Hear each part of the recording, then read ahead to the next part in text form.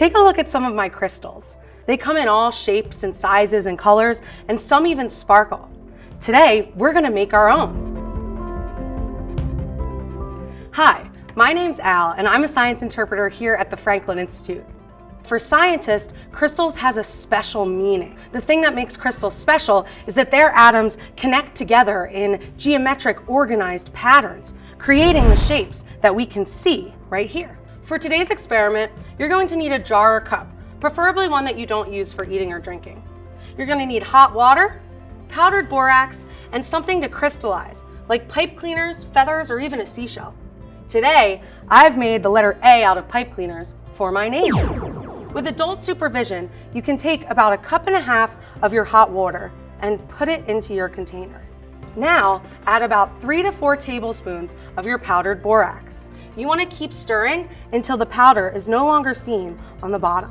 Borax, the powder we're using in this experiment, is often used for laundry, but for this, it's our source of something called sodium borate.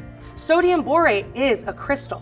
When we add it to our hot water, we create a suspension, meaning those sodium borate particles are spread throughout the water. Now, we have to give it something to crystallize. I'm going to take my pipe cleaner A and wrap it around this stick. I've added an extra piece of pipe cleaner so that it can hang down within our suspension. When we create a suspension like this, all those particles are spread throughout the water. And as it cools down, the water will actually push those particles out of the way, and they'll need a place to settle. We call those places that they settle and form crystals nucleation sites. And with something fuzzy like a pipe cleaner, we give it plenty of places to crystallize.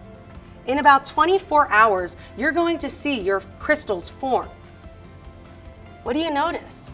That pipe cleaner gave our sodium borate lots of nucleation sites to form our crystals. And this isn't the only thing you can make. Spell your friend's name, like Benjamin Franklin.